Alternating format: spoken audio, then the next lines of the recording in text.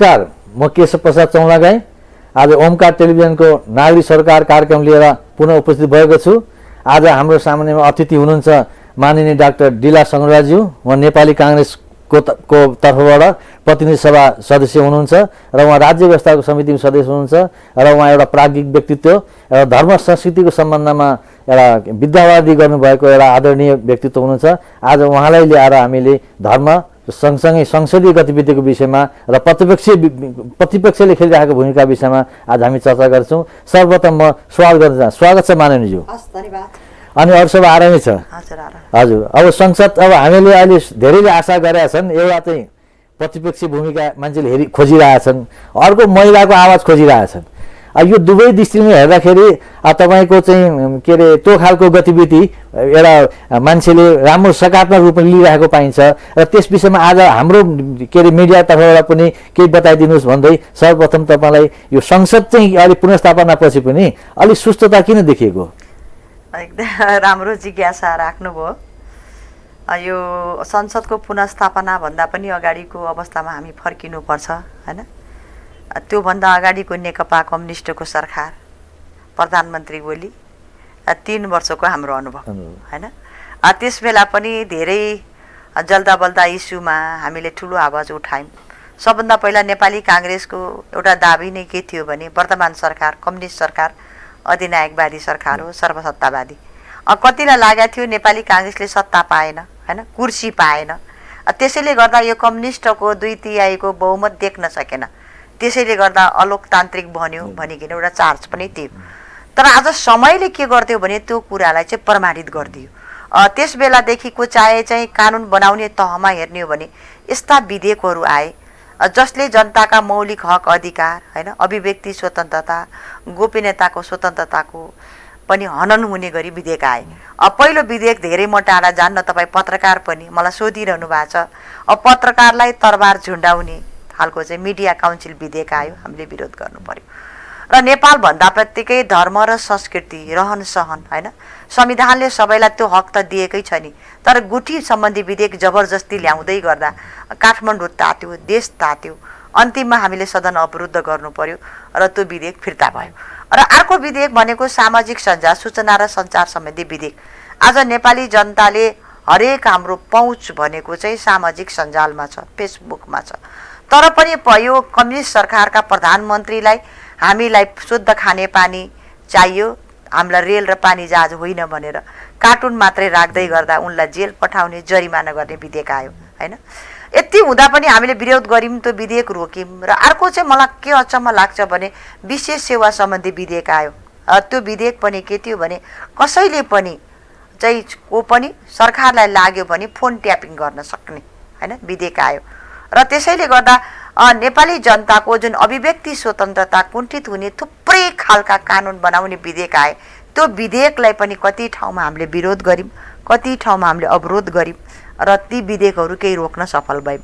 अस्ति भर्खर म टाढा जान्न, यो संसदको पुनर्स्थापना हुने भन्दा अगाडिको परिपक्षले के प्रमाणित गरिदियो भने यो सरकार अलोकतान्त्रिक छ, असंवैधानिक छ, प्रतिगामी छ, अधिनायकवादी छ। किनभने संविधानमाथि प्रहार गर्यो।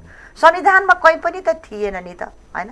प्रधानमन्त्रीले चाहेमा कहीँ पनि संसद विघटन गर्न नपाउने, 2 वर्षसम्म अविश्वासको प्रस्ताव ल्याउन नपाउने, यो सबैले मिलेर लेखेको संविधान थियो नि। तर संविधानको भावना विपरीत, मूल्य मान्यता विपरीत संसद विघटन गर्दै गर्दा आज सर्वोच्चले पुनर्स्थापना गरेर राइट ट्र्याकमा ल्याइदिएछ के। त्यसले पनि के प्रमाणित गर्यो भने सरकार चाहिँ त्यही कदम छ, सरकार असंवैधानिक छ। त्यो कुरालाई चाहिँ हामीले सदनभित्र सधैँ बुलन्द पार्यौँ। र अहिले तपाईँले जोडेको कुराको चुरोमा म के आएँ भने जब संसदको पुनर्स्थापना भयो हामीले स्वागत गऱ्यौँ, होइन? संसदलाई सक्रिय बनाउनुपर्छ, संसदलाई बिजनेस दिनुपर्छ, यो विधेयक अधिवेशन हो, विधेयक ल्याउनुपर्छ। कतिपय धेरै विधेयकहरू पाइपलाइनमा छन्। जस्तो कुरा गरौँ म राज्य व्यवस्था सुशासन समितिमा नागरिकता सम्बन्धी विधेयक, आज कति नागरिक विहीन भएको छन्। सधैँ मलाई हजारौँ म्यासेजहरू आउँछन् हामीलाई। त्यो विधेयक चाहिँ संसदमा प्रतिवेदन पनि गइसकेको थियो, होइन? त्यस्तै निजमाती कर्मचारी हेर्न हाम्रै समितिबाट गइसक्यो हो। आज त्यो नभन्दा प्रदेश सभा पनि एउटा काम नपाएको अनि सभा अस्ति जस्तो यही भइसक्यो। सोमा र प्रदेश सभाले त्यसलाई टेकेर कानुन नबनाउँदै गर्दा कर्मचारी विहीन भएको छ नि स्थानीय तह। अब स्थानीय तह 1 वर्षभित्रमा आउँदैछ। त्यसले गर्दा विधेयक अधिवेशनमा विधेयक पनि आइरहेको छैनन्। संसद पुनर्स्थापना त भयो, तर संसदलाई प्रभावकारी सुचारू रूपले गराउनको लागि तपाईँलाई पनि थाहा छ संसदीय व्यवस्थामा जहिले पनि सदन प्रतिपक्षको हुन्छ, सत्ता सरकारको हुन्छ के। तर सरकारले बिजनेस दिनुपर्छ संसदलाई प्रभावकारी बनाउनको लागि। सरकार विधेयक अधिवेशनमा विधेयक ल्याउन पनि चाह छैन, सक्रिय रूपमा बनाउनको लागि बिजनेस दिन पनि चाहिरहेको छैन, हैन। त्यो खालको मूल्य र मान्यताहरू नदेखा पर्दा अहिलेको पुनर्स्थापना पछाडिको संसदमा चाहिँ हामी मान्यहरूले आफ्नो भूमिका पनि देखाउन पाएको छैन। त्यो त यसमा चाहिँ अस्ति यही सोमा विजय सुब्बाजीले आएर भन्नुभयो होइन तपाईँकै यसमा के भने सर हामीले चाहिँ त्यत्रो यो एसिड के अरे हान्नेहरूको विरुद्धमा विधेयकहरू ल्याउन पायौँ, त्यो पनि रोकियो, हामीलाई गर्ने दिएन भनेर उहाँको यस्तो पनि भनाइ छ नि त। यो कुरा के छ भने धेरै खण्डन हामीले गरि पनि सक्यौँ, नेपाली जनताले बुझि पनि सके होला जस्तो मलाई लाग्छ। सरकारले पहिलो दिन संसद पुनर्स्थापना पछाडि अदालतले 13 दिन पछाडि संसदको बैठक डाक्नु भनेपछि पहिलो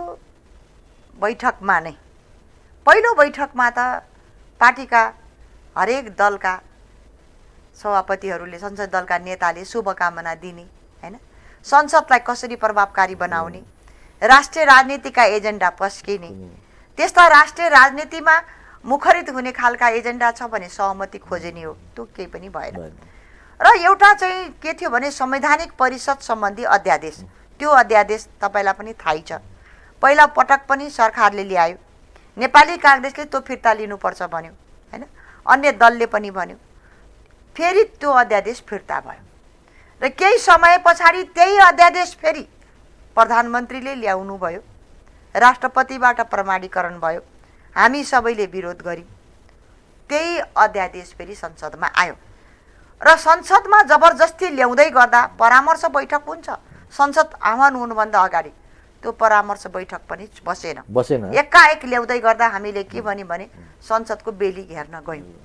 बेली गर्न गइसकेपछि सभामुखले सबै दललाई राखेर हामीले के भन्यौँ भने यो चाहिँ एसिड प्रकरण सम्बन्धी जुन विधेयक आएछ र अर्को चाहिँ हिंसा सम्बन्धी आएछ, यो विधेयक पारित गरौँ हैन, लैजाउँ संसदबाट अगाडि लैजाउँ, छलफलको लागि जाओस्। जुन संवैधानिक परिषद सम्बन्धी जुन अध्यादेश ल्याछ, संविधानको संरचनामा प्रतिपक्ष दलको नेतालाई सन्तुलित भूमिका दिएको छ नि, त्यो भएको प्रावधानलाई तोडमोड गरेर एकचोटि फिर्ता भइसकेको विरोध भइसकेको अध्यादेशलाई सरकारले फिर्ता लैजाओस्। आजको विवादित विधेयकलाई चाहिँ आज प्रस्तुत नगरौँ, बाँकी दुईटा लगेर अगाडि लैजाउँ हामीले भनेर 10 मिनटको ब्रेक जब संसद भयो भन्दै गर्दा सरकारले मानेन। त्यो त आम बुझाइ के छ भन्दै गर्दा आफूको मुख छोप्नलाई हैन, जनतालाई भ्रमको खेती गर्नलाई, जनतालाई झुक्काउनको लागि, किन सरकारमा त नैतिकता थिएन नि त, जसले संसद भङ्ग गर्यो, नैतिकताको आधारमा यो मुलुकको प्रधानमन्त्रीले राजीनामा दिएर निकाह दिनु पर्दैन। नैतिकताको खडेरी ल्याएको सरकारले फेरि अर्को ढोङ के रच्यो भने हामीले यति राम्रो एसिड प्रकरण र यो हिंसा सम्बन्धी विधेयक ल्याएको थियौँ, प्रतिपक्ष दलको कारणले चाहिँ यो रोकियो भन्यो। यो गलत व्याख्या हो। दोस्रो फेरि यो विधेयक ल्याउनु पर्छ भनेर दोस्रो चाहिँ फेरि बैठक बस्यो हैन, संसदको बैठकमा पनि फेरि परामर्श समितिको बैठकमा काङ्ग्रेसले त्यो विधेयक ल्याऊ भन्दै गर्दा नेकपा एमालेको प्रमुख सचेतकले चाहिँ कुनै हालतमा हामी ल्याउँदैनौँ भनेर त्यो विधेयकबाट पन्छिनु भयो। त्यसैले गर्दा अहिलेको संसद जुन छ धेरै गतिविधि नदिने, प्रधानमन्त्री फिसै गर्न नचाहने हैन, त्यसले गर्दा जुन रूपले सक्रियतापूर्वक जानुपर्ने हो त्यो चाहिँ नभइरहेको अनुभूति चाहिँ मैले पनि। त्यो त यो गतिविधि नि अझ तपाईँले यसरी स्पष्ट पार्नुभयो, यो त अझ धेरै हिसाबले सबै जनतालाई स्पष्टता पार्नुपर्ने हो नि तपाईँको पक्षबाट पनि। यहाँ त हामीले पनि के बुझ्यौँ भनेदेखि ल त्यो एसिड प्रकरणका विधेयक पनि अरू यो यौन हिंसा जन्य रोक्ने विधेयक पनि ल्याउन चाहिँ प्रतिपक्षले रोक्यो भने हामीले आम बुझाएर त्यो भयो होइन। संसदभित्र हिजो मात्रैदेखि शून्य समय र विशेष समय सुरु भएको छ। योभन्दा अगाडि दोस्रो तहका नेताले बोल्दै गर्दा हाम्रो प्रमुख सचेतक बालकृष्ण खाँडे बोलिसक्नु भएको छ। हिजो पनि धेरै अधिकांशले हामीले यो कुरा उठाइसकेका छौँ। त्यस कारणले सरकारको मुखमा चाहिँ बिर्को लाग्नुपर्ने हो। नेपाली जनताले बुझेकै छन्, सरकारले बोल्छ एउटा गर्छ अर्को, यसको चरित्र शैली होइन नेपाली जनताले चाहिँ बुझेका छन् जस्तो त्यो त अब यो प्रसङ्गमा आउँदा नि एकातिर कोभिड-19 को महामारीले उत्पन्न गराएको एउटा आर्थिक मन्दीदेखि लिएर अरू अव्यवस्था छँदैछ, यता राजनीतिले उत्पन्न गराउने अव्यवस्था पनि भयो भने मिसियो भने त अब नेपाली जनता कसरी बाँच्ने त? दुईटा पाटो हेर्नुहोस्, जुन बेला चाहिँ कोभिडले मुलुक अक्रान्त थियो, चीनको युहानमा मात्रै हुँदै गर्दा नेपाली काङ्ग्रेस हामी नै हौँ होइन, प्रस्ताव पनि दर्ता गरेर हामीले के भने पनि तयारी गरौँ, हस्पिटलको तयारी गरौँ, क्वारेन्टाइनको तयारी गरौँ, औषधिको उपचारको व्यवस्थापन गरौँ, जो गरौँ भनेको थियौँ होइन। सरकार मुखदर्शक भयो, छलफलै गरेन।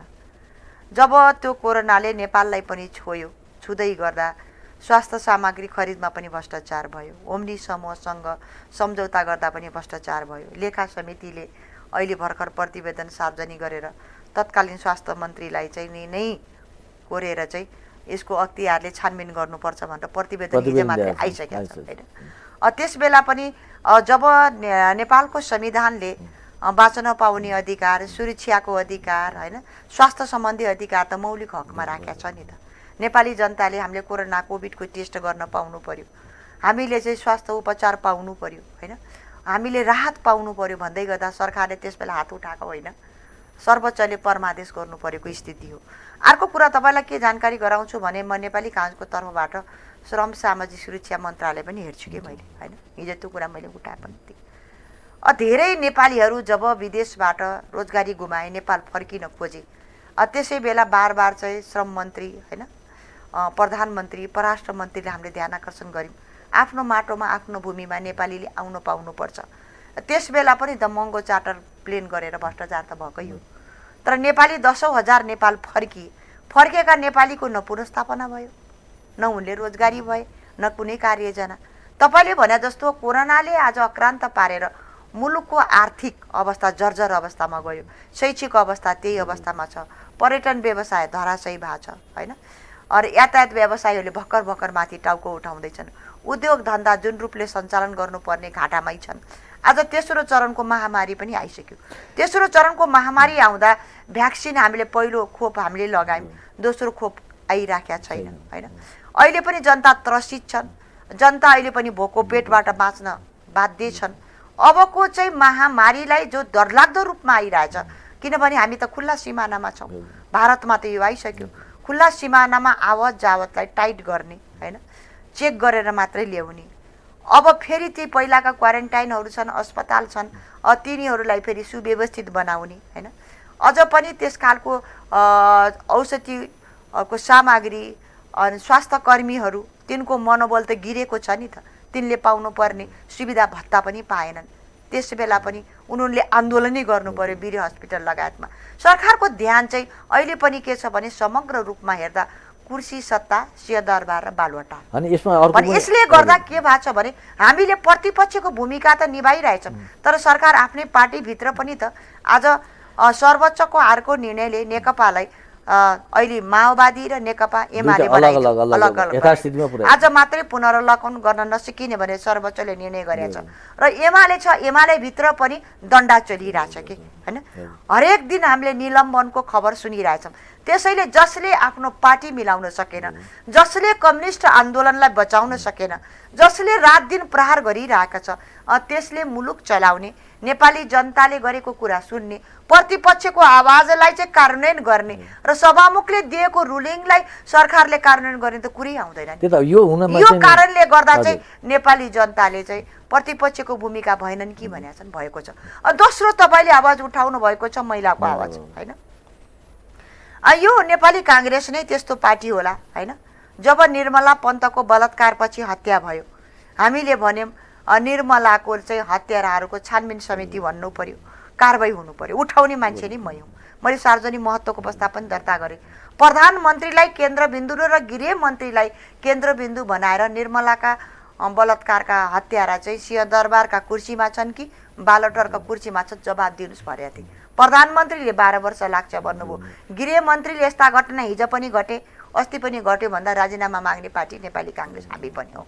र त्यसैलाई लिएर निर्मलाको न्यायको लागि हाम्रो अभियान, सरकार भेटियो न्याय भेटिएन भनेर 35 जिल्लामा आन्दोलन महिला टोली लिएर गर्ने सङ्घर्ष गर्ने न्यायको लागि पनि उठाएका थियौँ र यस्तो घटना आज यस्तो घट्दै गऱ्यो भागीरथी भट्टको जुन घटना बैतडी केदारको दोगडामा घट्दै गर्दा 9वटै जिल्लामा एउटा सङ्घर्ष गर्दै भागीरथी भट्टको न्यायको लागि हाम्रो अभियान भनेर उनको घरसम्म पुग्ने र हाम्रो दबावले गर्दा चाहिँ केही उजागर चाहिँ भएको छ त्यसमा पनि अन्य आशंकाका कुराहरू आइरहेका छन् त्यसैले महिला आवाजलाई बुलन्द पार्नको लागि चाहे सार्वजनिक महत्त्वको प्रस्ताव हो चाहे ध्यानाकर्षण प्रस्ताव हो चाहे सङ्कल्प प्रस्ताव होस् त्यही तपाईँले देख्नुभयो होला एकै दिनमा 3टा प्रस्ताव मात्रै मैले दर्ता गरेको छु होइन यौन हिंसा सम्बन्धी घरेलु हिंसा सम्बन्धी वैदेशिक रोजगार सम्बन्धी र काङ्ग्रेसले त गरिरहेछ महिला आवाज हामीले उठाइरहेका छौँ तर त्यो महिला आवाजहरूलाई चाहिँ उठाएको आवाजलाई कार्यान्वयन गर्ने भनेको त सरकार हो नि त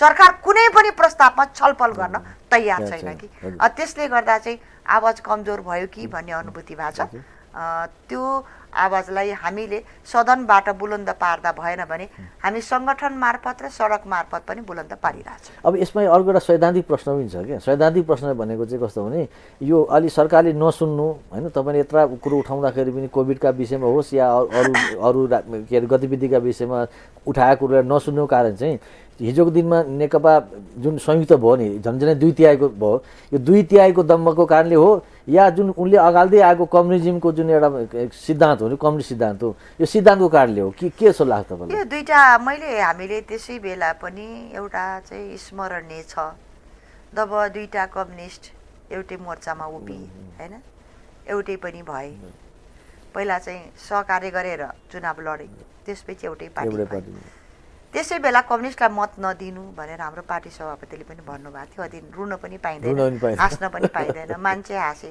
आज जनता मुलुक त्यही पार्टीका मान्छे पनि रोइरहेछन् होइन त्यसैले गर्दा यिनको के थियो भने 2टा पार्टीको पुनर्मिलन चाहिँ सत्ता साझेदारी थियो आधा एउटाले प्रधानमन्त्री चलाउने आधा प्रचण्डले चलाउने होइन एग्रिमेन्ट गरेर गरिएको सहमति न राष्ट्रको लागि थियो न जनतालाई साँच्ची राखेर गर्ने थियो न मुलुकलाई समृद्धि बनाउनको लागि एजेन्डा पस्केर भएको थियो त्यसैले कुर्सीको लागि भएको हुनाले यो 3 वर्ष हामीले नजिकबाट निहाल्दै गर्दा नेपाली जनता त अक्रान्तै थिए नि होइन रोग र भोगबाट आत्महत्या गरिरहेका थिए मृत्युवरण गरिरहेका थिए छटपटाइरहेका थिए सरकारतर्फ फर्किएका थिए सरकार चाहिँ कुर्सीतर्फ फर्किएको थियो त्यसैले गर्दा चाहिँ अधिकांश समय झगडामै बित्यो के रगडामै बित्यो आन्तरिक द्वन्द्वमै बित्यो त्यो आन्तरिक द्वन्द्वले के भयो संसद पनि बन्धक भयो मुलुक पनि बन्धक भयो मुलुक र संसद बन्धक हुँदै गर्दा जनताको जनसभा र जनजीविका र जनताको मुख चाहिँ बन्द भयो के त्यसैले गर्दा यो दुर्घटना चाहिँ यिनीहरूको कम्युनिस्टको चरित्र नै सत्ता र कुर्सी थियो कम्युनिस्टको सिद्धान्त नै के थियो साम्यवाद थियो कम्युनिस्टको आदर्श नै अधिनायकवाद थियो कम्युनिस्टको चाहिँ दर्शन नै के थियो निरङ्कुशता र एकात्मक नै थियो कि त्यसले गर्दा चाहिँ सत्ता कब्जाको लागि लोकतान्त्रिक शक्तिलाई कमजोर बनाउन र त्यसको लागि पुनर्मिलन गरे 2/3 करिब नजिक गए दम्म पनि भयो हैन अब चाहिँ भनेकै हुन् नि प्रधानमन्त्री ओलीले काङ्ग्रेस चाहिँ 50 वर्षसम्म अब कहिले सत्तामा आउँदैन हाम्रो चाहिँ पार्टी सभापति अन्तिम प्रधानमन्त्री शेरबहादुर देउपा त्यो भन्नेले आज 2टै कम्युनिस्ट हैन प्रधानमन्त्री बनिदिनु पर्यो निकाह दिनु पर्यो भनेर कम्युनिस्ट चाहिँ हाम्रो पार्टी सभापतिलाई गजगजाको हाम्रो पार्टी कार्यालय गएको दृष्टान्त पनि हामीले देख्यौँ यसले के देखाछ भने धेरै गाली गलौजको राजनीति गर्नुभन्दा पनि आज मुलुकमा ठुलो परिवर्तन भयो नि त हैन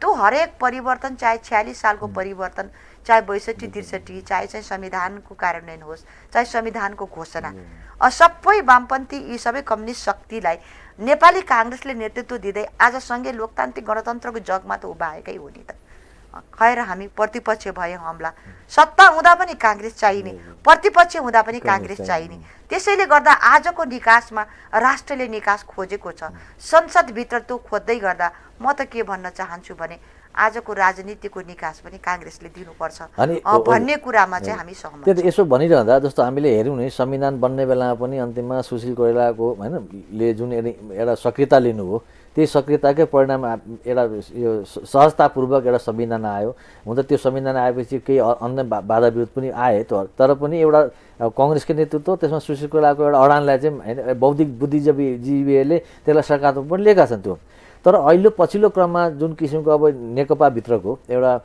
हिजो 2/3 मिलाउने क्रममा पनि चिनिया राजदूतको सक्रियता देखियो। अहिले पछिल्लोचोटि अब ओली कमेन्टको फेरि के भनेदेखि प्रधानमन्त्रीले भारतीय उच्च स्तरीय के प्रतिनिधिमण्डललाई स्वागत गरेको देखियो। अब यो अन्तर्राष्ट्रिय गतिविधिले गर्दा चाहिँ काङ्ग्रेसको यो या प्रतिपक्षको भूमिका चाहिँ छाया परेको हो कि के हो? यो छाया पर्दा पनि अधिकांश के थियो भने सी जिनपिङ विचारधारा चिनिया कम्युनिस्ट बनाउने प्रयास चाहिँ भएकै हो हैन। बार चाहिँ चिनिया प्रतिनिधिमण्डल आएर सी विचारधारा पारे गोष्ठी पनि थिए हैन। र कूटनीति नियोगका प्रतिनिधि राजदूतले कहिले प्रचण्डलाई भेट्ने, कहिले ओलीलाई, कति विद्यादेवी भण्डारी। जब चाहिँ यो कम्युनिस्ट नेकपाभित्र झगडा चर्किने तबसम्म चलखेल हुँदै गयो। र यो हुँदै गर्दा मलाई चाहिँ एउटा स्मरण के छ, जब कालापानी लिपुलेक लुम्पियाधुरा हैन नेपालको अविभाज्य भूमि हो, भारतले नक्सा सार्वजनिक गरेपछि नेपाली काङ्ग्रेसले के भन्यो भने यो राष्ट्रिय एजेन्डा हामी साथमा छौँ हैन। प्रधानमन्त्रीले कूटनीतिक र राजनीतिक वार्ताको संवादको थालिने नेकपा कम्युनिस्टको सरकारले गर्नुपर्छ, काङ्ग्रेस तयार छ पनि हामीले भन्यौँ। हाम्रै प्रेसरले होला त्यो वातावरण बन्यो, नक्सा सार्वजनिक भन्यो। एउटै मोर्चामा हामीले एउटै स्वरमा उभिएर संविधानको संशोधन गरेर हामीले यो भूमि हाम्रो भनेर चुच्चे नक्सा पनि सार्वजनिक भयो। चुच्चे नक्सा सार्वजनिक भएपछि हाम्रो प्रधानमन्त्री जो राष्ट्रवाद र समृद्धिको टोपी लाएर राष्ट्रवादी बन्नुभएको प्रधानमन्त्री युटर्न हुनुभयो। जबसम्म कडा हुनुहुन्थ्यो हैन, भारतलाई उहाँले संसदबाट नै धेरैचोटि लड्कार्नु पनि भयो हैन। कतिले के भन्थे भने नेपाली काङ्ग्रेस चाहिँ भारतप्रति लम्पसारवाद छ हैन, राष्ट्रवादी ओली हुन् भनेर त भोट दियाउने त हैन। र पछिल्लो कालमा तपाईँले देख्नुभयो, तपाईँले भने जस्तो अर्को चर्खेल के भयो भने मध्यरातमा गुप्तचर विभागका प्रमुख सामन्त कुमार गोयल र कुनै पनि पारदर्शिता बिना, कूटनीतिक मर्यादा र बिना नै, पदीय मर्यादा बिना नै मध्यरातमा भेट्दै गर्दा त्यो कुरा सार्वजनिक भएन नि। त्यसै बेला चाहिँ प्रधानमन्त्री ओली फेरि युटर्न हुनुभयो, कहिले साउथ इस्ट हुने, कहिले चाहिँ यता चाहिँ हैन भारतको दक्षिण हुने हैन, कहिले नर्थ हुने हैन। चिनिया र भारत दुवैतर्फ चाहिँ ढल्किएको हामीले देख्यौँ। त्यस बेलादेखि नेपालको राजनीतिमा धेरै खालको चलखेल पनि भयो। त्यसैले चाहिँ के भन्यौँ भने नेपाली काङ्ग्रेस जहिले पनि राष्ट्रियता, राष्ट्रिय अखण्डता, राष्ट्रिय स्वाधीनतामाथि जब आँच आउँछ, नेपाली काङ्ग्रेस नै त्यस्तो पार्टी हो जसले बचाउन चाहिँ लागिरहन्छ कि। त्यसैले नेपाल चाहिँ प्रयोगशाला नबनोस् हैन, त्यस्ता खालका चलखेल नहुन् भन्ने कुरामा काङ्ग्रेस हिजो पनि सजग थियो हैन, आज पनि सजग छ, आज पनि सचेत छ। दुईटै छिमेकी राष्ट्र हुन्, दुवैसँग चाहिँ एउटा सन्तुलित व्यवहार हुनुपर्छ। असंलग्न परराष्ट्र नीति हाम्रो नीति हो, त्यसमा काङ्ग्रेसको हेक्का छ। तर ओलीजीको कहिले धर्मको नाममा राम हाम्रा हुन् भन्ने, राम मन्दिर बनाउने, कोरोनाको बेलामा, कहरको बेलामा बजेट त्यसलाई छुट्याउने, कहिले मध्यरातमा भेटिने, कहिले प्रतिनिधि मण्डललाई भेटिने। आज त्यही चलखेलले गर्दा नेपालको राजनीति तपाईँले भने जस्तो धुमिलो भएको छ। त्यसलाई कसरी चाहिँ निकास दिने हैन भन्ने कुराको पक्षमा चाहिँ नेपाली काङ्ग्रेस चाहिँ स्पष्ट छ। हो यसमा नि जसरी एकातिर त अब चीन र भारतको यो तानातानी पानी, त्यसमा पनि अब चिनिया सक्रियता पनि पहिलेको भन्दा धेरै बढेको सबैले देखियो। तेस्रो कुरो आयो के छैन, अहिले एमसिसीको संसदमा जुन एमसिसीको होइन मिलेनियम च्यालेन्ज कर्पोरेसनको जुन प्रवेश गराउने चिजमा, संसदबाट पास गराउने कुरोमा जुन अहिले पनि यो संसद विघटन र कम्युनिस्ट पार्टी बिचको द्वन्द्व कारण त्यो पनि भन्छन्। अब एकातिर बिआरआई होइन बेल्ट एन्ड रोड इनिसिएटिभ चाइनाको, एकातिर एमसिसी होइन मिलेनियम च्यालेन्ज कर्पोरेसन अमेरिकाको, यो क्षेत्रीय द्वन्द्व सुरु भएको हो कि नेपालमा, के हो यो?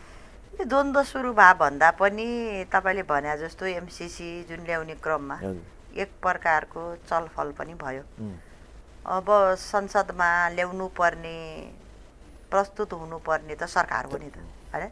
नेपाली काङ्ग्रेस त्यस बेला सकारात्मक भएकै हो। हामीले के भन्यो भने जब चाहिँ यो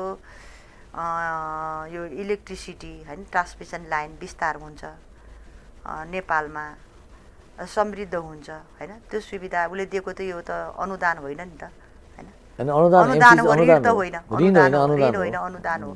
यो लिँदा राम्रै हुन्छ भन्ने काङ्ग्रेस सकारात्मकै थियो। तर नेकपा कम्युनिस्टभित्रको आन्तरिक झगडाले हैन, कोही उग्र राष्ट्रवादी बने, कोही कतै झुके हैन, आफ्नै कारणले गयो।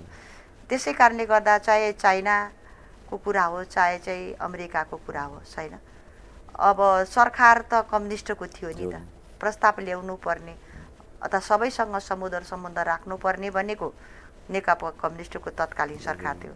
सरकारको चाहिँ ढुलमुले चरित्र, ढुलमुले नीति, कहिले चाइनातर्फ झुकाव हुने, कहिले चाहिँ भारततर्फ, कहिले चाहिँ अमेरिकातर्फ झुक्या जस्तो पनि गर्ने, कहिले त्यो प्रस्ताव पारित नगर्ने। त्यसकारण नेपाली काङ्ग्रेसले चाहिँ हामी सफा नै थियौँ, क्लियरै थियौँ।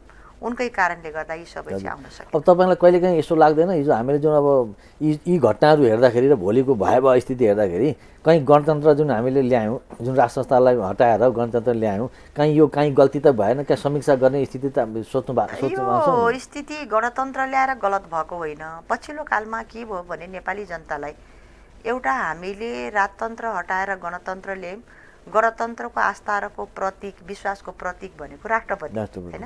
राष्ट्रपति भइसकेपछिको भूमिका होइन, पुरानो राजतन्त्रको लेगेसीबाट त्यही खालको सवारी, त्यही खालका हिँडाइ होइन, त्यही खालको रातो कार्पेटको कुरा पनि आयो होइन।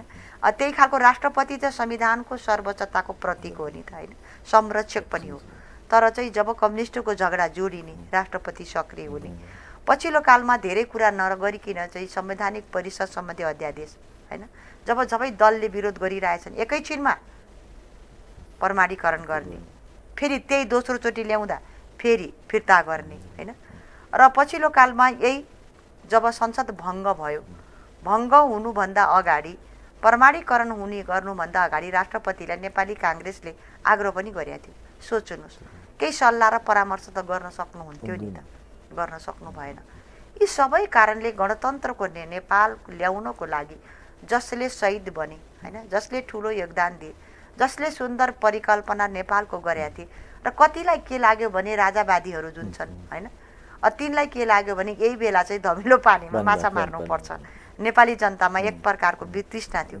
त्यसैले व्यवस्था खराब होइन कि होइन, व्यवस्थालाई हाँक्ने, सरकारलाई हाँक्ने, राज्य सञ्चालन गर्ने व्यक्तिको शैली र सोच थियो, त्यो खराबले गर्दा कतिपयलाई त्यो भ्रमको खेती भयो। धेरै सडकमा राजा आऊ देश बचाऊ भन्ने कुरा पनि होइन। आज किन शान्त छन् त? शान्तै छन् नि त होइन। त्यस कारणले गर्दा चाहिँ गणतन्त्र आवश्यकता थियो, यो परिवर्तन हो होइन। यसलाई संस्थागत र विकास गर्नको लागि त्यहाँ पुग्ने व्यक्ति पनि संविधानको घेराभित्र रहनुपर्छ, नरहँदा उब्जिएको जटिलता हो जस्तो मलाई लाग्छ। त्यही त अब हामीले हिजो माओवादी द्वन्द्व सुरु भएको बेला पनि अब धार्मिक समुदायको तर्फबाट हामीले द्वन्द्व रूपान्तरण र शान्ति स्तरमा धार्मिक स्तरको भूमिका अनुसन्धान गरेर सबै धार्मिक समुदायलाई एक ठाउँमा ल्याएर यो माओवादी हिंसा चाहिँ रोकिनुपर्छ होइन, नेपालले मान्ने काम रोक्नुपर्छ भनेर भन्यौँ। अब हुँदाहुँदै अन्तिममा अब यो राजनीतिक निर्णयबाट एउटा होइन शान्ति स्थापनामा प्रवेश गरौँ। पछिल्लोचोटि हामीले स्वराज्य र मेलमिलाप भन्यौँ र यो विचारलाई अगाडि बढाइरह्यौँ। अब शान्ति के अरे वार्तापछि अब यो शान्ति प्रक्रियामा आइसकेपछि अब यो स्वराज्य राष्ट्रियता, अर्को कुरो मेलमिलापै चाहिँ लेबाट चाहिँ जानुपर्छ भनेर भन्यौँ। त्यसमा नेपालमा मेलमिलापको कुरो सबभन्दा पहिले गर्ने, राजनीतिक कुरो गर्ने बिपी कोइराला हुन्, उहाँको विषयमा पनि हामीले आफ्नो प्रकाशनहरू मार्फत कुरो गऱ्यौँ। तर सवाल के छ भने अब न बिपी कोइरालाकै मेलमिलापलाई काङ्ग्रेसले बोकेर देखियो, राजाले बोकेनन्, राजा सकिए होइन। अब अहिलेको होइन सत्ताधारी भनौँ न, कम्युनिस्ट हुन् या जोसुकै हुन्, उहाँहरूलाई पनि अब मेलमिलापको कुरो चाहिँ के कहीँबाट घुसेको देख्दिनँ। अब यो यो अहिलेको मेलमिलाप, अब हिजो राजा हुँदाखेरिको मेलमिलाप एउटा थियो, अब अहिलेको यो शक्ति सन्तुलनको हिसाबले पनि अब बिपीको मेलमिलापको सान्दर्भिकता कहाँ देख्नुहुन्छ? एकदम राम्रो जिज्ञासा प्रकट गर्नुभयो। बिपीको राष्ट्रिय एकता र मेलमिलाप होइन, जुन नीति लिएर बिपी 2033 साल पौष 16 गते नेपाल भित्रिनु भयो, त्यो विचार चाहिँ हिजो पनि सान्दर्भिक थियो, आज पनि। त्यस बेला बिपीले जब मुलुकको राष्ट्रिय अखण्डता, राष्ट्रिय स्वाधीनता, बाह्य साम्राज्यवादी शक्तिको चलखेल होइन, यो सबैलाई देखेर बिपीले राज्यसँग मेरो घाँटी जोडिया छ, राष्ट्रिय अखण्डता, राष्ट्रिय सवालमा भन्नुभएको थियो। त्यस बेलाका कम्युनिस्टले पनि बुझेनन् होइन, दरबार शक्तिले पनि अर्कै अर्थ लागे। आज चाहिँ मुलुक गणतन्त्र नेपाल सङ्घीय लोकतान्त्रिक गणतन्त्रमा हामी प्रवेश गऱ्यौँ। यो प्रवेश गर्दै गर्दा लोकतान्त्रिक आचरण, चरित्र, पार्टीभित्रको मेलमिलाप चाहिँ खण्डित भएको तपाईँले जस्तो पाइएको छ। त्यसलाई आत्मसात गरेको छैन। जहाँसम्म नेपाली काङ्ग्रेसको कुरा गर्नुहुन्छ भने नेपाली काङ्ग्रेसभित्र जुन आन्तरिक लोकतन्त्रको कुरा छ हाम्रो सुदृढ नै छ, एकताको कुरा छ भने पछाडि यो पार्टीभित्रका जुन तपाईँले भने जस्तो धेरै गुटबन्दीले गर्दा पनि त काङ्ग्रेस हार्यो नि होइन। पार्टीभित्रको एकतालाई पुनर्मिलन गर्ने, कायम राख्ने अब अधिवेशन आउँछ पार्टीभित्र प्रतिस्पर्धा हुन्छ हैन, त्यसलाई स्वाभाविक रूपले लिन्छ। तर पार्टीको सङ्गठनलाई, पार्टीको वैचारिक पक्षलाई लैजान र जनता समक्ष आफ्ना भावना र एजेन्डा र पार्टीको सैद्धान्तिक पक्षलाई लैजानको त पार्टीभित्र एकता चाहिन्छ हैन। त्यो एकतालाई नेपाली काङ्ग्रेसले अक्षुण्ण राख्नुपर्छ, बचाउनुपर्छ। बीपीको राष्ट्रिय एकता र मेलमिलापलाई चाहिँ शिरोधार्य गरेर जानुपर्छ भन्ने कुरामा हामी दृढ पनि छौँ हैन। अहिलेको नेपाली काङ्ग्रेसमा कतिलाई लाग्छ झगडा छ जस्तो लाग्छ, त्यो होइन। 14औं महाधिवेशनको सङ्घारमा हामी उभिँदै गर्दा थुप्रैले आफूलाई सभापति हैन, महामन्त्री, उपसभापतिमा उभ्याउनु भएको छ। स्वाभाविकै हो पार्टीभित्र प्रतिस्पर्धा हुने। तर अन्य सवालमा तपाईँले कतै खालको विचार चाहिँ आएको हामी पाएको छैनौँ। तर तपाईँले भने जस्तो अझ पनि हामी के चाहन्छौँ भने बीपीको राष्ट्रिय एकता र मेलमिलाप दिवस मनाएर मात्रै हुँदैन, हामीले आत्मसात व्यवहारमा गरौँ। यो आदर्शलाई हरेक दलले भित्र पनि कार्यान्वयन गर्नको लागि त्यो चाहिँ अपरिहार्य तत्त्व भनेर हामीले प्रचार गर्ने त्यो खालको भावना चाहिँ लैजानुपर्छ भन्ने मान्यता हो। तर पछिल्लो कालमा के भयो भने यति सान्दर्भिक भयो बीपीको राष्ट्रिय एकता र मेलमिलाप, हरेक दलहरू खण्डित हुने हैन, पार्टीभित्र द्वन्द्व हुने, एकले अर्काको अस्तित्व र नेतृत्व स्वीकार नगर्ने। त्यसले गर्दा के भयो, मुलुक र जनताले दुःख पाए। एकता त आवश्यक रहेछ नि त, एकता त समाजभित्र पनि आवश्यक रहेछ।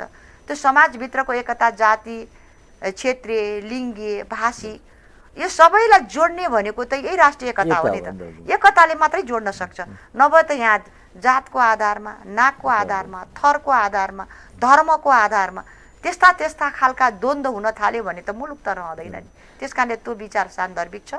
यसलाई जोड्ने पार्टी भनेको काङ्ग्रेस हो, त्यसलाई जोड्ने भनेको लोकतन्त्र। अब हामीले बाहिरबाट सरसर्ती हेर्दाखेरि एउटा बुद्धिजीवी हिसाबले हेर्दाखेरि के देखिन्छ भने काङ्ग्रेसको जुनसुकै सभापतिले पनि आफ्नो सभापति चुनिएपछि अधिवेशनपछि के अरे समयमै समिति बनाउन नसकेको हामीले अनुभव गरेका छौँ आन्तरिक द्वन्द्वले। अब त्यसलाई यहीँ छोड्नु, त्यसमा स्पष्टीकरण चाहिएन। किन त्यो होस् भन्ने हामी जुनसुकै सभापति आउन् कमसेकम आफ्नो समिति त बनाउने वातावरण बनाइदिनुपर्छ भन्ने चाहिँ हामीलाई लाग्दछ। किन एउटा प्रजातान्त्रिक शक्ति दर होस् जो आए पनि। दोस्रो कुरो के छ भने अझ सरी संविधानले एउटा समाजवाद उन्मुख संविधान भनेर संविधानमै लेखियो। तर अब नेपाली काङ्ग्रेसको डेमोक्रेटिक के अरे समाजवाद र के अरे मार्क्सवादको माओवादको समाजवादमा केही फरक पाएन नि जनताले। यसमा फरक के देखाउनुहुन्छ? एकदम फरक छ जस्तो लाग्छ। अहिलेको संविधानले समाजवाद उन्मुख भनेर हामीले लेखेको समाजवाद हो हैन। समाजवाद उन्मुख भन्यो, तर समाजवादलाई कार्यान्वयन गर्ने ठाउँमा त कम्युनिस्टको सरकार छ हैन। समृद्ध नेपाल, सुखी नेपाली। कर्णालीको जनतालाई चाहिँ तिनलाई त एउटा चाहिँ मान्छेलाई स्वास्थ्य उपचार, नाना खाना छाना चाहिएको छ नि हैन, उनलाई पानी जहाज र रेल त चाहिएको छैन हैन। अहिलेको समाजवाद भनेको पानी जहाज र रेल हैन, ठुलो भाषणमा मात्रै सीमित भयो। नेपाली जनताले समृद्धिको अनुभूति गर्न पाएनन्। सिंहदरबारको भ्रष्टाचार तल स्थानीय तहसम्म पुग्यो हैन। यो खालको परिस्थितिले गर्दा समाजवाद उन्मुख भन्यौँ, तर समाजवाद उन्मुखतर्फ चाहिँ सरकार जान सकेन। दोस्रो, नेपाली काङ्ग्रेसको समाजवादको दुईटा पाटो जहिले पनि एउटा राजनैतिक चाहिँ स्वतन्त्रता, आर्थिक समानता, दुईटै पक्षलाई सँगसँगै लिएर जानुपर्छ भनेर काङ्ग्रेसको समाजवाद थियो। तर कम्युनिस्टले के गरे भने राजनैतिक स्वतन्त्रतालाई यत्तिकै छोडिदिने हैन, त्यो तिनको अधिनायकवाद र साम्यवादलाई नै प्रश्रय दिने र आर्थिक समानताको कुरा गर्ने, बराबरीको कुरा गर्ने हैन। तर उत्पादनको कुरा नगर्ने, वितरणको मात्रै कुरा गर्ने। त्यसले गर्दा चाहिँ बीपीको प्रजातान्त्रिक समाजवाद नै यथार्थ रूपमा उनको समाजवादले मुलुकलाई अगाडि लान सकेन। त्यसैले प्रजातान्त्रिक समाजवादले के भन्छ भने जहिले पनि चाहिँ के छ भने जनताका जनप्रतिनिधिबाट चानिएका प्रतिनिधिले मुलुकमा शासन गर्नुपर्छ भनेर बीपीको प्रजातान्त्रिक समाजवादले भन्छ। यो कम्युनिस्टको साम्यवादले के भन्छ, वर्गविहीन समाजबाट चाहिँ रक्तपूर्ण क्रान्ति भयो भने जब वर्गविहीन समाजको सुरुवात हुन्छ तब मात्र उनको चाहिँ साम्यवादी समाजवादको सुरुवात हुन्छ हैन। उनले कानुनलाई पनि मान्दैनन्, विधिलाई पनि मान्दैनन्, संविधानलाई पनि मान्दैनन्, नेपाली जनताको चाहिँ अभिव्यक्तिको स्वतन्त्रतालाई पनि मान्दैनन् भन्ने कुरा त उनको समाजवाद र सरकारले गरेको क्रियाकलाप र कम्युनिस्टको चरित्रले त अहिले देखाइसकेका छ नि। त्यसकारणले नेपाली काङ्ग्रेस आज पनि बीपीको प्रजातान्त्रिक समाजवादबाट मुलुकको आर्थिक क्रान्ति हैन, पर्यटनको विकास, बाटोघाटो, शिक्षा, खाने पानी, उद्योग धन्दाको विकास हुनुपर्छ, समृद्ध नेपाल हुनुपर्छ, त्यो विकासमा जनताको पहुँच हुनुपर्छ भनेर हाम्रो एजेन्डा त आज पनि त जीवन्त छ नि। त्यस कारणले हामीले त्यो समाजवाद छोडेका छैनौँ, तर कम्युनिस्टको साम्यवादी समाजवादको बाटोमा जब यो सरकार हिँड्न खोज्यो त्यसले गर्दा जनताले त्यो अनुभूति गर्न पाए। अहिलेको दिनमा सैद्धान्तिक र नैतिक कुरोको लागि चाहिँ अलिकति बढी काङ्ग्रेससँगै प्राय आम जनताले जति होइन आम जनताले प्राय काङ्ग्रेससँगै आशा गरेको देखिन्छ क्या। अब यो विषयमा चाहिँ जस्तो अब त नयाँ जेनेरेसन आयो, अब तपाईँको 7 सालको कुरो गरेर पनि भएन, 62-63 को कुरो पनि अब धेरै पुरानो हुन आँटिसक्यो। अब त नयाँ जेनेरेसन आयो, हात हातमा मोबाइल छ र सब जति पढे लेखेका छन् सबैको अहिले लक्ष्य कहाँ छ भन्दा विदेश छ। अब यस्तो न्यू जेनेरेसन जुन छन्, अब जो भोलिको दिनमा भोटर छन्, यिनीहरूलाई सम्बोधन गर्ने गरी नयाँ सिद्धान्त नयाँ व्यवहार केही छ कङ्ग्रेसको? छ। सबभन्दा पहिलो हाम्रो टार्गेट ग्रुप भनेको युवा होइन। हामीले युवाहरूलाई रोजगारी दिन नसक्दा आज सबै घर परिवार चाहिँ बुढापाका मात्रै छन्, सबैका घर परिवार चाहिँ विदेशी रोजगारीको खोजीमा होइन। अब चाहिँ एउटा यस्तो म त के भन्छु, कोभिड हामीलाई चुनौती पनि हो अवसर पनि हो भन्ने मेरो भनाइ। आज हाम्रा छोराछोरी विदेशबाट नेपाल आए, हामी नेपाललाई डाँडोलाई पनि हरियो बनाउँछौँ र यसलाई पहिलो प्राथमिकता दिने हो भने त कृषि हो नि त। कृषिमा आधुनिकीकरण, यान्त्रिकरण, बिउ मल बिजन होइन। एउटा सिप लिएर त नेपाली फर्किया छ नि त।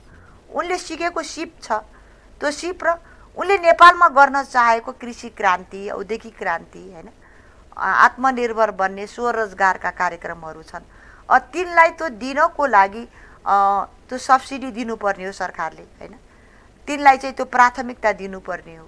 केमा काम गर्न चाहन्छ दिन त दिएको छ रे, ठाउँमा पुगेन भनिरहेछ गर्दा पनि चाहिँ आज चाहिँ कहीँ पनि पुनर्स्थापना भएको छैन, रोजगारी विहीन भएको छन्। त्यसै कारण नेपाली काङ्ग्रेसले आज के चाहन्छ भने सबभन्दा पहिला युवाहरूलाई हामीले कृषिमा लगाऊँ होइन, पर्यटनमा लगाऊँ होइन, पशुपालनमा लगाऊँ र होटेल कल कारखानामा लगाऊँ। अनि नेपाल त्यसै त समृद्ध बन्छ भन्ने खाका काङ्ग्रेससँग छ, तर सत्ता कोसँग छ? कम्युनिस्टसँग छ।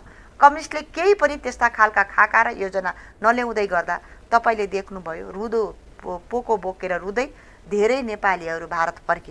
हिजो मात्रै संसदमा मैले उठाएको एउटा कुरा छ, प्रस्ताव पनि दर्ता गरेका छु। अब कोरियाको के रहेछ, दक्षिण कोरिया र नेपाल सरकार बीच G2G सम्झौता भइसके पछाडि उनले EPS प्रक्रिया भनेको भाषा स्वास्थ्य सबै प्रक्रिया पुरा गर्न 4 वर्ष लाग्ने रहेछ। त्यो प्रक्रिया पुरा गरिसकेको पनि 13 महिना भइसक्यो। 10,000 नेपालीले प्रक्रिया पुरा गरेर नेपालमा पनि रोजगारी नदिने, प्रधानमन्त्री रोजगार कार्यक्रम भन्ने, आफ्ना मात्रै कार्यकर्ता भर्ती गर्ने होइन, नाली सफा गर्ने र धान गोड्ने र बाँदर धपाउनेमा लाउने, भ्रष्टाचार गर्ने र देशी बाहिर जान रोजगारीको मूल केन्द्र भनेको गन्तव्य स्थल भनेको दक्षिण कोरिया हो नि त। त्यो चाहिँ जान नखोल्दै गर्दा आज 10,000 नेपाली माइतीघर मण्डलामा आन्दोलन गरिरहेछन्। यसको लागि मैले श्रम मन्त्रीसँग पनि डेलिगेसन गएँ, परराष्ट्र मन्त्रीसँग पनि डेलिगेसन गएँ, हिजो संसदमा पनि कुरा उठाएँ कि थुप्रै नेपालीहरू मसँग जोडिनु भएको छ। अन्य जापानको कुरा, अन्य ठाउँमा कि रोजगारी दिनुहोस् होइन, कि भने विदेश जाने बाटो फराकाइलो मानुहोस्। त्यो भन्नको मतलब हामीले रोजगारका कार्यक्रम र रोजगारका अवसरहरू सिर्जना गर्न नसक्दा एकातर्फ नेपाल बन्न सकेन होइन। दोस्रो चाहिँ आत्मनिर्भर र फेरि चाहिँ पेटको जो गर्नको लागि, परिवार पार्नको लागि नेपाली विदेश जान बाध्य भयो। विदेशको ढोका पनि बन्द भएको छ भने नेपाली कहाँ जाने त? आत्महत्या गर्न बाध्य हुन्छन् कि हुन्नन्? परिवारले कसरी पेट पाल्ने? पहिला चाहिँ मान्छेले त बाँच्न पाउनु पर्यो नि, त्यो अधिकारलाई पनि सरकारले संरक्षण गर्न सकेको छ। त्यही त यसै विषयमा म त अब हिजो माओवादी द्वन्द्वकालमा पनि त्यही द्वन्द्वको विश्लेषण गरियो, द्वन्द्वको कारणहरू के खोजियो, त्यसै विषयमा र त्यसको समाधान खोजियो। र अहिले पनि हेर्दाखेरि किन नेपालमा 6 खालको हिंसा हुने सम्भावना देखिन्छ कि हामी द्वन्द्वको हिसाबले हेर्दा। त्यसमध्येको एउटा त युवा र यो बेरोजगारको समस्या समाधान गर्न सकेन भने त्योबाट हुनसक्ने द्वन्द्व।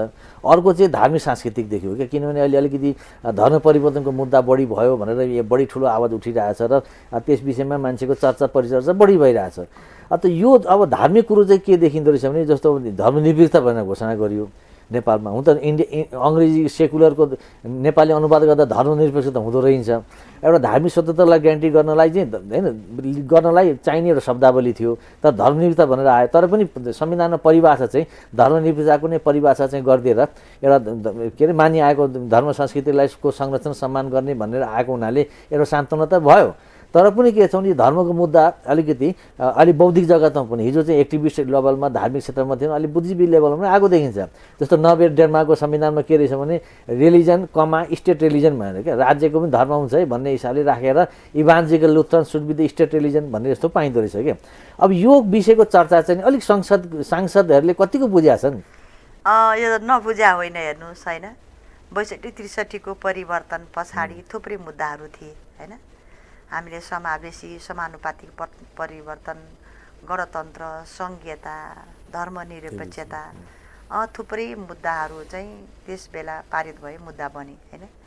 मुद्दा बनिसके पछाडि संविधानमा लेखिसके पछाडि संविधानको मूल स्पिरिट के थियो भने कसैले पनि कुनै पनि व्यक्तिलाई होइन जबरजस्त रूपमा धर्म परिवर्तन गर्न नपाउने, गरे भने उसलाई चाहिँ दण्डनीय बनाएको छ। र धार्मिक चाहिँ स्वतन्त्रता, सबैले आफ्नो धर्म मान्न स्वतन्त्र छ, त्यो स्पिरिटमा यो आयो। आउँदै गर्दा चाहिँ आजको अवस्थामा आउँदै गर्दा धर्मको मुद्दा पनि प्रखर भएर चाहिँ उठिराखेको छ। उठ्दै गर्दा नेपाली काङ्ग्रेसको महासमितिको बैठक होइन, बैठकमा नै एउटा प्रस्ताव दर्ता भयो, हिन्दू राष्ट्र हुनुपर्छ भने दर्ता पनि भयो, त्यो छलफलमा पनि आयो होइन।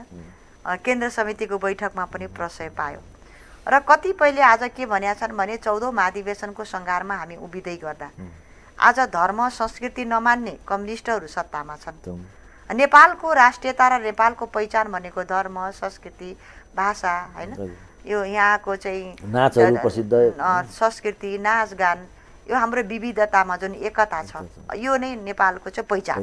यो पहिचान मासिन थाल्यो भने नेपाल कहाँ रहन्छ? यो सबैलाई मान्ने पार्टी भनेको काङ्ग्रेस हो। त्यस कारणले त्यो मुद्दालाई पनि अबको 14औं महाधिवेशनको एजेन्डा बनाउनुपर्छ भनेर एउटा प्रेसर काङ्ग्रेसभित्र पनि छ। र संसदले बुझ्या छैनन्, सांसदले बुझ्या छैनन् भन्ने कुरा पनि होइन, किनभने यही हातले यही कलमले हामीले संविधान लेखेका छौँ। यसको परिवर्तन कतिले के भनेका छन् भने अब हामीले यो जब धर्मनिरपेक्षताको छ यसको कुरा चाहिँ जन्म सङ्ग्रहबाट पनि निर्कोल हुनुपर्छ भनेर एजेन्डा पनि त उठेको छ, नबुझेर त उठेको छैन होला होइन। संविधानको संशोधनको त लागि पनि त 2/3 चाहिन्छ होइन, त्यो खालको अवस्थामा पनि हामी छैनौँ। संविधान हाम्रो नेतृत्वमा आएको संविधान पनि हो। त्यसैले गर्दा आज चाहिँ हामीले देखिरहेका छौँ धर्म परिवर्तन गर्ने यो क्रिस्चियनिटी भित्रिरहेछ कि होइन, त्यसको नेतृत्व सरकारले गरेको पनि देखिन्छ। र एउटा घटना के छ भने जब चाहिँ एसिया प्यासिफिकको चाहिँ एउटा चाहिँ सम्मेलन भयो नेपालमा, सोल्टी होटलमा 3 दिनसम्म नेपालका प्रधानमन्त्री बन्धक भए, देशभरिका स्थानीय तहका प्रमुख उपप्रमुखलाई होली वान खुवाएर नेपालको धर्म र संस्कृति त स्वतन्त्र छन् नि त, बाध्यकारी हुँदैन नि, त्यसले पनि एउटा कुरा चाहिँ देखाएको थियो। पछिल्लो कालमा मलाई के लाग्यो भने जब चाहिँ भारततर्फ अलिकति झुका प्रधानमन्त्रीले देखाउँदै गर्दा जब असंवैधानिक अलोकतान्त्रिक कदमको विरुद्धमा नेपाली नागरिक समाज, नेपाली काङ्ग्रेस होइन, तत्कालीन नेकपाका प्रचण्ड माधव कुमार नेपाल समूह, जसपाले यो सबैले आन्दोलन गर्दा एकातर्फ लाठी चार्ज गरे मुलुकको प्रधानमन्त्रीले, अर्कोतर्फको घटना मलाई यादै छ, पशुपतिमा गएर चाहिँ पूजाआजा गरेर म पनि धर्म र संस्कृतिप्रति प्रतिबद्ध छु भनेर पशुपतिमा सुनको जलरी लाउने, चाँदीको जलरी लागेको थियो। त्यो ढ्वाङ्गी प्रवृत्ति देखाउँदै गर्दा चाहिँ नेपाली जनताले कमेन्ट पनि गरेका थिए, नागरिक समाजबाट केही पनि कुरा आएको थियो, पुरातत्वबाट पनि आएको थियो। त्यसैले के देखाइसकेको छ भने कम्युनिस्टहरू कुनै पनि हालतमा धर्म संस्कृतिलाई मान्दैनन् होइन। नेपालको चाहिँ पहिचान भनेको धर्मले सबैलाई जोड्ने रहेछ। हेर्नुहोस्, हिन्दू राज्य हुनुपर्छ भन्ने एउटा एङ्गल चाहिँ जताततै उठ्या छ, काङ्ग्रेसभित्र पनि उठेको। त्यही त कमसेकम कम्युनिस्टको प्रधानमन्त्रीले अब पशुपतिमा गएर पूजा गर्नुभयो, उहाँको श्रीमतीले के भनेदेखि सहयोग गर्नुभयो, यो त हामीले खुसी नै मान्नुपर्छ होला जस्तो लाग्छ हामीलाई चाहिँ, किन एउटा कम्युनिस्टले नमानेकोले पशुपति गइदियो भन्ने। जस्तो हामीले अहिले पशुपतिनाथ र विश्व व्यवस्था भनेर अभियान चलाइरहेको छौँ क्या। यो के छ भने पशुपति चाहिँ यो धार्मिक क्षेत्रको हिसाबले र पशुपतिलाई चाहिँ विश्वकै हिन्दूहरूलाई आकर्षित गर्ने र नेपालको राष्ट्रियतालाई पनि मजबुत गर्ने एउटा आधार केन्द्र चाहिँ पशुपतिनाथ एउटा हो। अर्को चाहिँ लुम्बिनी हाम्रो गौतम बुद्धको।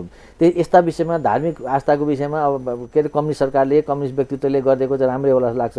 र अहिले तपाईँसँग एउटा महत्त्वपूर्ण अर्को कुरो के छ भने अब जुन अघि बेरोजगारको पनि समस्या हामीले भन्यौँ, अब अहिले के अरे PLGSP भन्ने एउटा प्रोग्राम चाहिँ के अरे यो स्थानीय तहलाई प्रशिक्षण दिने कार्यक्रम चाहिँ स्थानीय विकास मन्त्रालय मार्फत है विदेशी दात्री निकायको सहयोगमा ठुलो कार्यक्रम प्रशिक्षणको चलिरहेको छ। यसमा अब यी नेपालका युवाहरूलाई अब जो युवाहरू छन् उनीहरूलाई पनि चाहिँ यसो स्थान पाएदेखि बढी रोजगार पाउँथे। अहिले त्यहाँ खालि पुराना बुढाखालाई दोहोऱ्याएका मान्छेलाई मात्रै त्यहाँ प्रशिक्षणमा लिइन्छ, हामीलाई थाहा छैन भनेर युवाहरूको गुनासो छ। यो त तपाईँको प्रतिनिधि सभा अन्तर्गत पर्दो रहेछ, यो राज्य व्यवस्था समिति अन्तर्गत। त्यस विषयमा केही जानकारी छ कि छैन? मलाई चाहिँ यो विषयमा जानकारी छैन। ल, हाम्रो समितिमा छलफलमा आएको छैन। किन मैले राम्रो कुरा उठाउनु भयो हैन। हामी राज्य व्यवस्था सुशासन समितिमा छौँ हैन, र स्थानीय मन्त्रालय सङ्घीय संरचना मन्त्रालय पनि हामीभित्र पर्छ।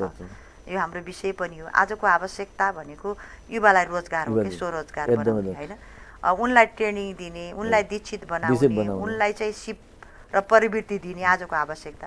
आजको आवश्यकता माछा होइन नि, माछा मार्ने बल्छी हो नि त। यो राम्रो कुरा। दोस्रो तपाईँले भनेको कुरा के छ भनेपछि आज नेपाललाई चिनाउने भनेको हिन्दू संस्कृति धर्मको पहिचान भनेको पशुपतिनाथ हैन। अर्को हामीलाई चिनाउने भनेको लुम्बिनी बुद्ध जन्म हैन। त्यसकारणले यो चिनाउने र सबैलाई चिनाउने माध्यम छ। यसलाई अगाडि लैजानको लागि त राजनीति गर्ने त होइन होला नि त हैन। बाहिर जाँदा यसलाई टार्गेट बनाउने, सत्तामा जब आक्रमण हुन चाल्छ त्यसलाई चाहिँ ओड्ने सल बनाउने त होइन होला नि, ढाल बनाउने त होइन होला। त्यसकारणले गर्दा यो राम्रो कुरा हो हैन। त्यसकारणले गर्दा चाहिँ सबैले यो कुरालाई बचाउनमै लाग्नै पर्छ, तर त्यसलाई चाहिँ अस्त्रको रूपमा चाहिँ प्रयोग गर्नुहुन्न भने हो। अब यसै विषयमा हामीले अलिकति यो द्वन्द्वकै विषयमा अध्ययन गर्दा के छ भने क्षेत्रीय सुरक्षाको कुरो पनि महत्त्वपूर्ण कुरो हुँदो रहेछ। जस्तो अहिले देखिहाल्यो एमसिसी र बिआरएका कुरोहरू, यो कुरो हेर्दा अब तपाईँ धर्म संस्कृतिको विषयमा अध्ययता पनि अब हामीले चाहिँ के देख्यौँ भने एउटा यो अमरकोशमा एउटा सूत्र रहेछ क्या, के अरे यो आर्यवर्त पुण्यभूमि मध्यबिन्द हिमालय भनेर नि। अब यो चाहिँ एउटा किसिमको सांस्कृतिक के अरे एउटा सुरक्षाको होइन, क्षेत्रीय सुरक्षाको सांस्कृतिक अवधारणा रहेछ क्या, आर्यवर्त पुण्यभूमि मध्यबिन्द हिमालय। अब योलाई चाहिँ अगाडि बढाउन सक्दाखेरि जस्तो यस विषयमा मैले 2-3वटा आर्टिकल लेखेँ पनि, इन्डो पेसिफिक र आर्यवर्तका रणनीतिक क्षेत्रहरू भनेर लेखियो। त्यसो भए के हुँदो रहेछ भने कमसेकम पनि यसलाई अहिले जुन अन्तर्राष्ट्रिय प्रतिस्पर्धा जुन बढिरहेको छ नेपालमा नि, त्यसलाई सन्तुलन गर्नलाई एउटा आफ्नो नेपालको मौलिक रणनीति बन्न सक्थ्यो। यसलाई प्रधानमन्त्री कार्यालय मार्फत या भनौँ न यो तपाईँको जुन सम्बन्धित मन्त्रालय मार्फत तपाईँ प्रतिनिधि सभाले अलिकति या नेपाली काङ्ग्रेसले नै एउटा लिडरसिप लिने हो भने अन्तर्राष्ट्रिय चलखेल पनि आफ्नो स्थानमा रहने र बिआरआईबाट पनि लिने सहयोग लिने, एमसिसीको पनि सहयोग लिने, जताबाट पनि सहयोग पनि लिन सक्ने आफ्नो रणनीति बनाउन चाहिँ यो आर्यवर्तले भूमिका खेल्न सक्ला कि नसक्ला? खेल्न सक्नुपर्ने हो हैन। अब यो खालको भूमिका भनेको मियो भनेको सरकार नै हुन्छ हैन।